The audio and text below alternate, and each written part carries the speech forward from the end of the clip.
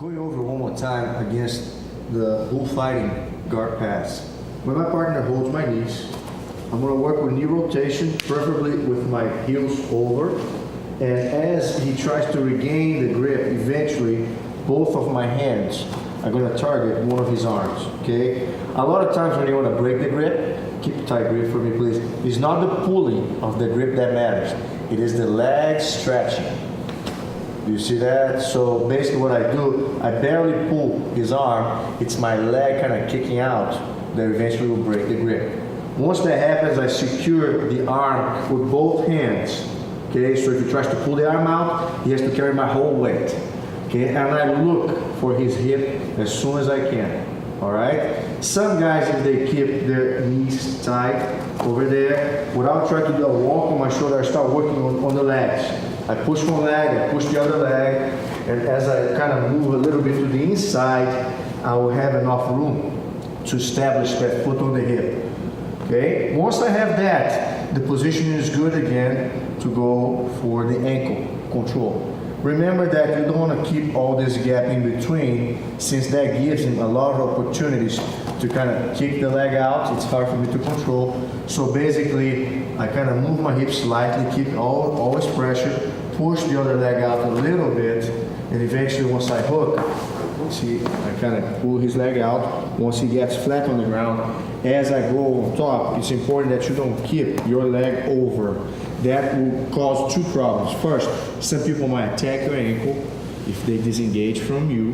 And second, even if I do succeed in getting on top, I will end up with my other leg trapped into a half guard, which at this point could be avoided if instead of going over right away, one more time real quick, let's go back to the beginning. So knee rotation 1, knee rotation 2, as he tries to get the position again, I control, okay, ankle pick, okay, close the gap, push out, get your hook, stretch him out. All you need to do is bring this foot in, okay, so this is what will make the difference when you follow up with the position. And as I said earlier, you don't want to go straight, you want to go kind of like to the inside. So you can square the angle with your partner first and prevent him from getting around your back and affecting your control. Now, we're going to see a familiar technique as well against the same situation. This time though, he actually, let's try to pass this way so the camera angle. Say, I will secure the sleeve. As he consolidates, I'll reach out for the belt. Okay? It is important for me here, as much as I can, to disengage from his grip. So that leg that he's holding, I bring my knee up, and then as I hold his arm, I kick my leg out. So that allows me to break free from his grip. And like I said, I can scoot under him, start lifting, pulling the belt, pushing the wrist, and here eventually, as he gets rolled over, I maintain enough control over his arm that when I turn over and end up on top, whichever way he tries to move, I have full control. Okay? We're going to see here in this position, since you're here, stretch your legs down for a second. I want to kind of cover a little bit, since it's such a favorable angle for the Kimura, kind of like briefly touch. We're going to see that in more depth later on. But a lot of times when I get to this position, I secure a 12 o'clock angle, which means I'm over the head. And the first way I do the setup is I will use one of my hands for control, so I control the body, while my other arm, I'm going to start kind of pushing the forearm against his elbow to spread his arm out. And I keep using the elbow and the forearm until I create enough room to go through with my whole arm, okay? So after I finish the rotation, 12 o'clock angle, secure the grip, okay, with one of your hands against the belt for control purpose. Your second arm, you're gonna kind of start pushing and spreading out his wrist so you can get the penetration space that you need here. Look, you get your arm and turn. Remember this now. If I keep my head on the same side here, hide your hand again. See what will happen, his hand will pass right in front of my eyes here, and I'll have to keep doing the same position over and over again. Okay, so hide again one more time. So when I secure that I get the space here, my head moves slightly that way. So if he tries to pass his arm in front of my face, at least my head is gonna initially block. Okay, go, stay there. Okay, move a little bit. Eventually, I try to secure as much as I can the hand, not the wrist. You want the hand, okay? And as you secure the hand here, okay, it's easier for you to post always the leg, preferably behind the back, and you pull the grip with a lot more ease if you're holding the hand compared to holding the wrist, okay? So you grab the hand and you finish this way. Some people from this position, they actually prefer to use the elbow. Okay, they use the elbow against the forearm. They flat the person on the ground a little bit. You see how his hand is slack over here? Once the hand gives, they kind of sideways position the hip and they put all out pressure, either in a Kimura-like position, which is the familiar chicken wing, or even if the guy stretches the arm out in a reversed stretched arm bar. Okay, pushing the wrist against the ground. One advantage of having a hand grip is, in a Kimura position here, we're gonna go over for the digging in a second, is it gives you also the option of wrist locks, okay? How does that happen?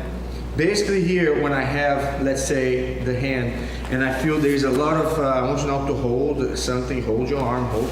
See, I feel like I can't get the grip released, okay? So basically, what I'm gonna do right now is, I'm gonna try to go 12 here, go 10 o'clock, and I will keep holding my hand right on top of his fist. Okay, keep pressure there, keep pressure there. One of the concerns I have in this case before I finish him is to make sure that he doesn't face me. A lot of times, put your over down. Yeah, you see that? How easy he came about? Okay, so here, once I get the position here and he tries to do the same thing again, I lift him up. Face me, face me, face me. See what I'm saying? See, I kind of lift him up a little bit.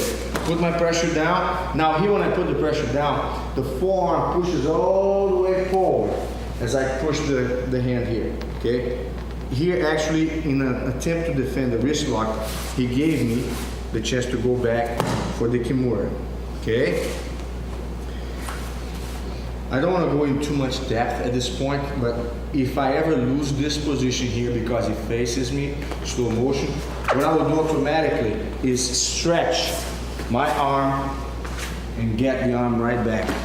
So this drill here, just for a second here, if I'm ever here and he faces me and his elbow slides, I stretch, I'm gonna stretch my arm inside, move back again to the head, and my hand pops out right back into the same control, which if the position is favorable as it is right now, it can be like a Kimura, where I kind of shrug my shoulder against his arm, hand control, okay, head between my knees, and I finish. Or if his arm is not coming down for some reason, leg control, okay, and then he loosen up for the elbow, sitting back in an arm bar, leg control, because if I just go for the arm, I can prevent him from facing me with that knee, but I cannot prevent him from rolling the other way if he wants to keep rolling his heel, okay? That's why I use the leg control.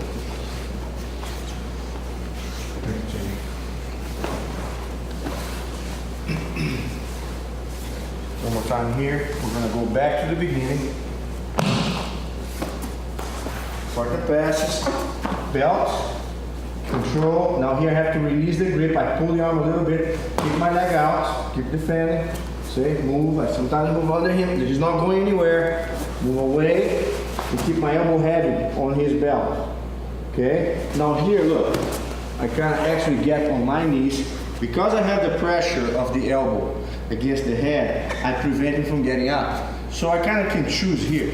If Tim wants to fight from here, it's kind of hard for him to prevent me from getting on the side. Remember what I told you about the clock choke? When you go for it, to always don't overcommit on the arm so you don't get hurt.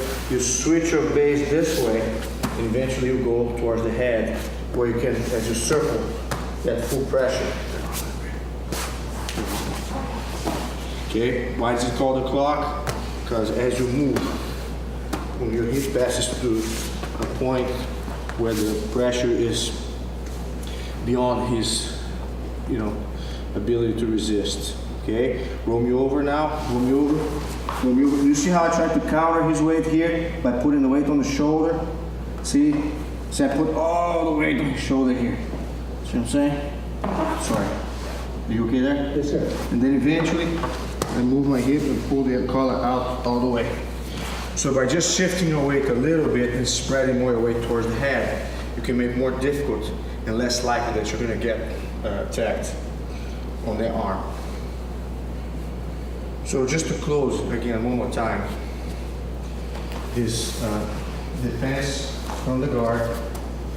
If you ever feel you're missing the position, the two possibilities for the belt and sleeve grip control rollover will be either best case scenario as he goes. So I kick out, so use my knee against his face, and then I kind of go with him and flip him over. If I have the Kimura, it's kind of on the go. So you control, okay. If he holds the arm, it makes it difficult. I don't have to fight, I can try, but here I secure the sleeve, secure the leg, okay? Step the leg behind the back first, step the other leg in front of the face. I have to at least try to delay his roll that way. Right now, actually my leg will fit across his stomach, so I don't have to worry about that leg anymore. And then from here, of course, see, as you kind of tilt a little bit with a double grip, eventually his arm gives, and you have the full armbar. The second and last possibility for the same control, sleeve and belt grip, is if your partner does not give you the position of the rollover because his weight is not committed on your chest, you're going to actually move your hip out and roll on your knees. Okay? So one more time here. So I'm here, I actually favor that. See, if I feel here, kick out and I'm not going anywhere, elbow heavy. First key point here, elbow heavy. Okay, look my legs here, coil, kick my leg out, get my elbow on the ground. As I get up, very important, all my elbow pressure is against his head. So I can switch to the side and eventually get a position of control. Okay? And just a quick observation to finalize it. The alternate positioning between the two is also very feasible. That means I'm here, sleeve, he's fastened, protect your face, remember against any knee, hold the belt, keep your leg out. Sometimes I'm trying to flip him over, so I feel I can't. Sometimes I want to try to move back in, and my hip out, and he actually chases me. As he does, he gives me, see that knee there? He gives me the lift. And then I actually finish him with a flip over the head as I intended to originally. Okay? Arm control. Remember what I told you. Resist a little bit now, Jimmy. Come on. Control. Remember what I told you here also, if for some reason, it's very common, guys, they try to jerk the elbow out. See the elbow go inside, like they really suddenly turn. See how I will stretch my arm out, keep going? I'll stretch my arm out and then I move 12 o'clock. I get the arm back. I'll let the guy escape the arm again. As he does, look, stretch, move towards the head. Get back again. Here, just to finalize a little more on the Kimura. If you ever want to lift the arm and you feel it's heavy, in this case, you can actually come with your arm across the shoulder and do an X grip. So he's trying to keep the arm from stretching out. I put all the pressure against his shoulder. You see that? That allows his arm to get stretched over my shoulder here.